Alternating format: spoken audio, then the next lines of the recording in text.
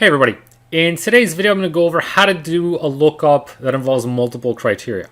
Now if you're using VLOOKUP or XLOOKUP, you're limited to one field, so that can make it a bit challenging to pull in data like in this example where we've got multiple fields, where we've got an airport name, we've got airport delays by both the carrier and the airport, so we've got multiple criteria we may want to factor in to our lookup, and we can't just do a lookup of the carrier because it has repeating values, right? So it's not going to be unique enough to give us just one value.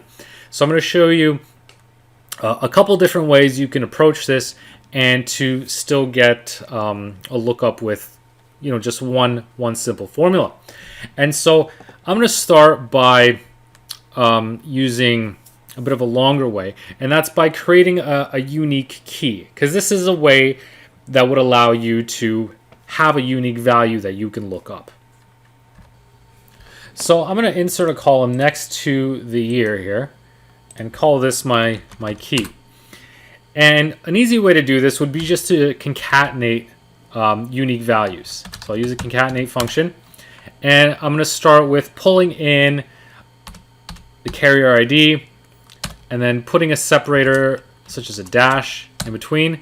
Then after your carrier ID, selecting the airport ID, again putting another dash in between, then selecting the year, and then lastly the month, which is in column C.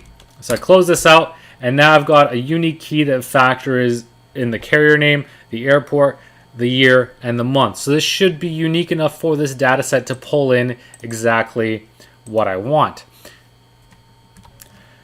However, just to be sure, the one thing that you'll probably want to do is do a check of the unique count. So I'm going to insert another column here.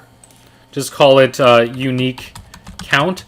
And what I'm going to do is just count these values just to see if there are any repeating values that show up more than once. Because if this is to be used as a key in a lookup, like a VLOOKUP formula or an XLOOKUP formula, you want to make sure it only shows up once. Otherwise, you could be pulling in the wrong value.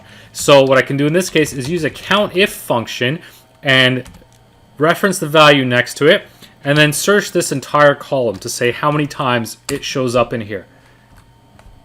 And so if I copy this down, the formula goes all the way down, and what I can do now is run the filter button on this unique count and see, do I have anything showing up more than once? If I did, then what I could do is go in and see why that's showing up more than once. So one problem could be if I didn't enter a month, because there are multiple months in here. Actually, every month of the year is in here. So if I just selected the year and didn't specify the month, I'd have repeating values because I'd have them repeat for every single month that's in here. So you want to make sure that your key is unique enough before you rely on it to do any lookup with it. And so now that I'm content that there are no duplicates in here, I can go ahead and do a simple VLOOKUP or XLOOKUP on this.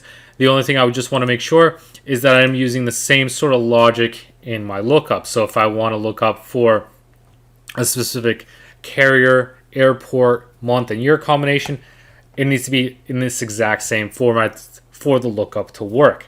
So this is one way to do it. This is a bit more complex if you've got multiple steps or multiple columns that you can add to your spreadsheet. Then this can work fine, and you can use index and match, look up whatever else you want.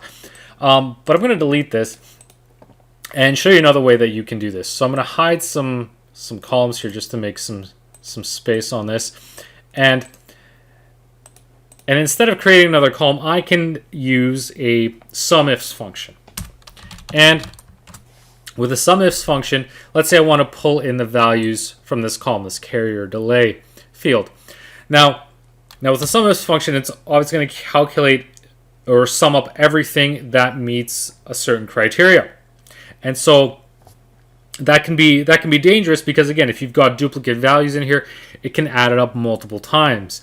And that can be obviously an issue. But just like with creating a unique key, if you know the criteria you're searching for is unique, then all you're doing effectively is doing a summation of just a single value, right? So I'm going to show you an example. So here I'm going to specify my criteria range. So again, I'm going to look at the year, the month, the carrier, and the airport. So I'm going to select the year as my criteria range. My criteria, say, is going to be 2022. The next criteria range is going to be the month. Select July. And then my third criteria is going to be the carrier name. So in this case, let's just set it to 9E. And for the fourth one, it's going to be the airport. So again, let's make this ABE. So the criteria I've entered in now will only match this first row here. So if I've done it correctly, there's no duplicates. It should return a value of 98. So if I do that, that's the value it gives me. So same sort of thing with creating a key. You may just want to take the extra step of checking if there are any unique values within this criteria. So it could be as easy as just applying those filters yourself manually to see if there's anything else that would result in a duplicate. And by doing this, you can rule out there are no other values that match the criteria you've entered. So that's an important step to take if you want to use and rely on the SUMIFS function. Because before you rely on it, you want to make sure that you're factoring out any duplicates. And that way, this effectively works as a lookup function, except it's summing up all the values that meet the criteria. But if only one of these rows meets all that criteria, you're still only adding up just that one value. So if I wanted to instead look for, let's say, carrier DL for Delta Airlines, the airport being ATL. Now I'm going to get a value, really large value, 119,425. So let's check if this is right. So again, let's type in DL, right? So I can see it's Delta Airlines, and ATL for the airport. And again, we got to filter by the month.